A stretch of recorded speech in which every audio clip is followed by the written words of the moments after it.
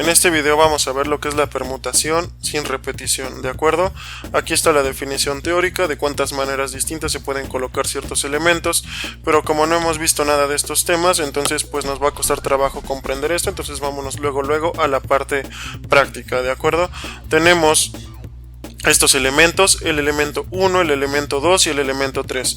¿De cuántas formas yo puedo colocarlos sin repetir estos valores? Es decir, yo puedo colocar el 1, después el 2, el 1, después el 2, después el 3, o el 1, después el 3, después el 2, o el 2, después el 3, después el 1, es decir, de cuántas formas yo puedo colocar estos números, de cuántas formas yo los puedo colocar, pero sin que se repitan. Si se dan cuenta, aquí yo tengo el 1, el 2 y el 3, no se repite ningún número, aquí tengo el 1, el 3 y el 2, no se repite ningún número, el 2, el 3 y el 1, no se repite ningún número, ¿de acuerdo? De cuántas formas posibles o cuántas formas posibles existen para combinarlos.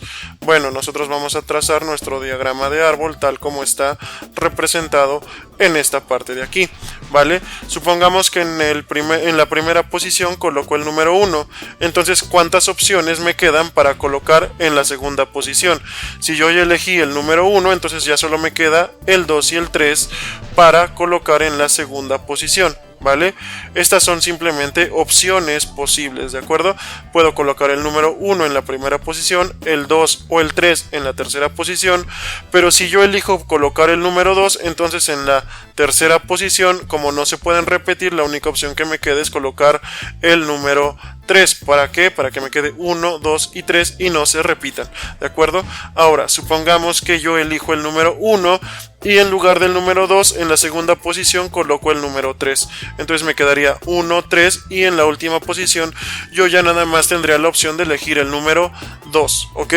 Ahora, supongamos que elijo en la primera posición el número 2, en la segunda posición ya solamente me queda elegir tanto el número 1 como el número 3, ¿vale? Pero si yo elijo el 1, entonces yo la única opción que tengo para elegir en la tercera posición sería el número 3, que sería 2, 1 y 3, y fíjense y no se repiten. Ahora, si yo coloco el 2 en la primera posición, elijo el 3 para la segunda posición, entonces en el tercer lugar yo únicamente puedo colocar el número 1. Si se dan cuenta, yo aquí coloqué el número 2 a propósito, ¿vale? Porque recordemos que esto solamente aplica cuando no repetimos valores, ¿ok? Cuando no repetimos valores, la única forma que tenemos o la forma que tenemos para resolver este tipo de problemas es con este diagrama de árbol o con la fórmula que vamos a dar a continuación.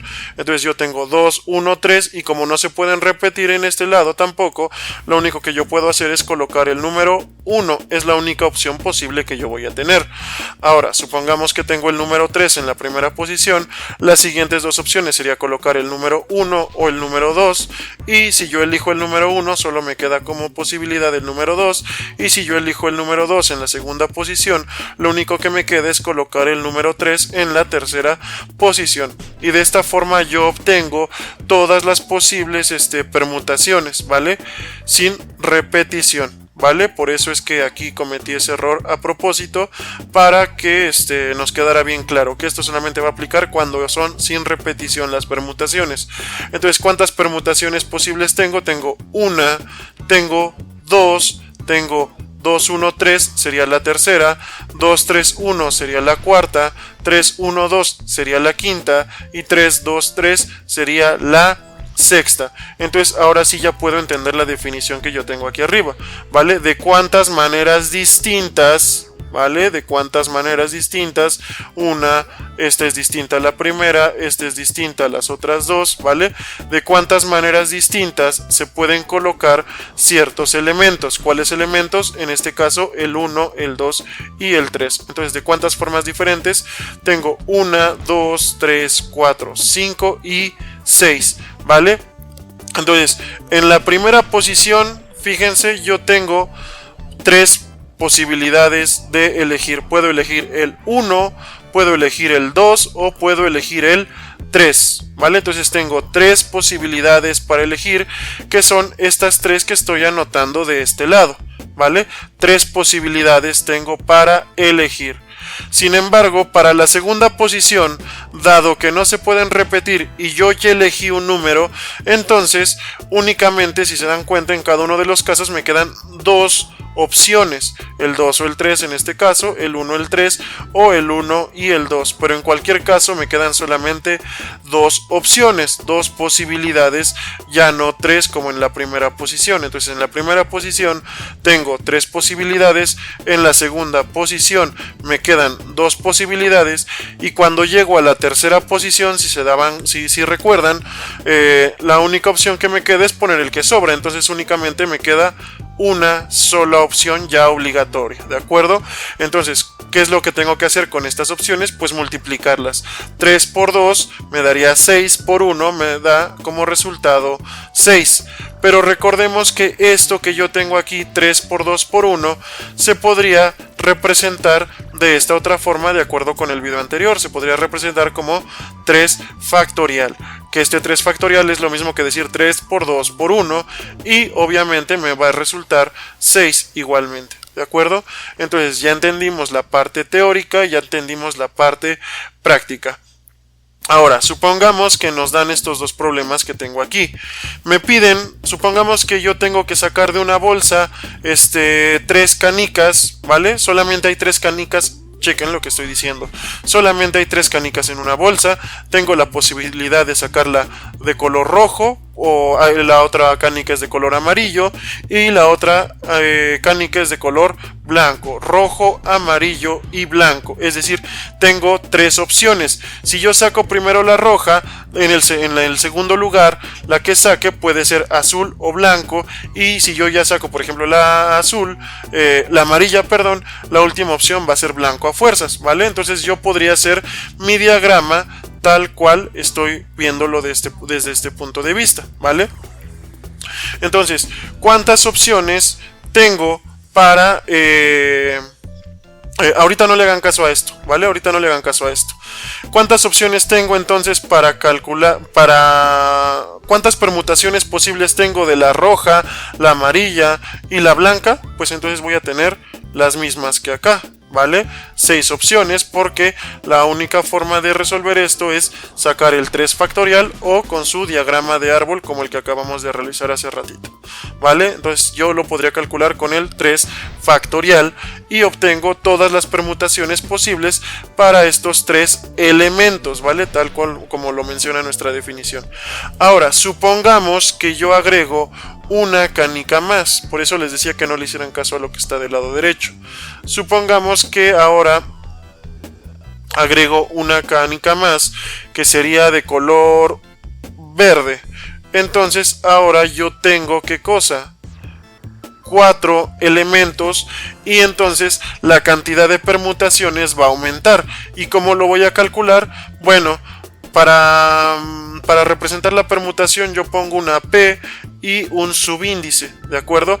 En el subíndice va a ir la cantidad de elementos que yo voy a permutar, ¿de acuerdo? Entonces voy a poner P sub 4, y esto significaría que para calcularlo yo tengo que multiplicar las 4 posibilidades que tengo al inicio por las 3 posibilidades que tengo en la segunda posición, 2 posibilidades que me quedan en la tercera posición y ya la única opción que me queda en la última posición, ¿de acuerdo? Entonces me quedaría 4 por 3, 12 por 2, 24 por 1 me resulta nuevamente 24, ¿de acuerdo? Pero recordemos que esto nuevamente se puede representar como un 4 factorial, ¿ok? Entonces me quedaría de esta forma. Las permutaciones de 4 son igual a 4 factorial, es decir, 24 permutaciones se pueden hacer con estos 4 elementos, ¿ok? Ahora, supongamos que son 5 elementos, entonces lo que voy a hacer es la permutación, las posibles permutaciones con 5 elementos van a ser 5 por 4 por 3 por 2 por 1, que me resulta 120. 5 por 4 20, 20 por 3 60, 60 por 2 me da 120, por 1 me resulta 120 otra vez. Y esto de que yo tengo aquí lo puedo representar de manera más sencilla como permutaciones de 5 elementos es igual a 5 factorial, y esto me da como resultado nuevamente 120, porque 5 factorial es lo mismo que esto, ¿ok? Ahora, aquí yo tengo en color verde y subrayado una expresión que se parece bastante a esto y se parece bastante a esto, ¿vale? Este p sub 5 se parece a este p sub n y este 5 factorial se parece bastante a la n factorial que tengo aquí, que significa esa letra n que tengo como subíndice o que tengo en este lado de aquí. Esa n significa la cantidad de elementos que voy a permutar. Por ejemplo, si yo aquí tengo que la cantidad de elementos, es 4, entonces ese 4 es igual a n, ¿de acuerdo? Entonces, pero normalmente se pondría que n es igual a 4 porque tengo 4 elementos distintos. En este otro caso tengo 5 elementos distintos, por lo tanto me quedaría n igual a 5, ¿vale? Entonces, si me piden calcular las permutaciones de n elementos, es decir, no importa los elementos que sean, yo lo único que voy a hacer es anotar mi letra P, mi subíndice de acuerdo con la cantidad de elementos que me tenga que permutar, y el resultado me va a ser la cantidad de elementos, pero sacarle su factorial. Por ejemplo, y ya para terminar, supongamos que me piden conocer la cantidad de permutaciones posibles de 8 elementos. Entonces yo lo que voy a hacer es las permutaciones de 8 elementos es igual a 8 factorial, y ustedes ya saben qué significa 8 factorial. Esto es igual a 8 por 7 por 6 por 5 por 4 por 3 por 2 y por 1, ¿de acuerdo? Eso es lo que va a significar, porque en este caso la n vale 8, ¿de acuerdo? Entonces eso sería todo con respecto a las permutaciones sin repetición, ¿vale? Eso sería todo.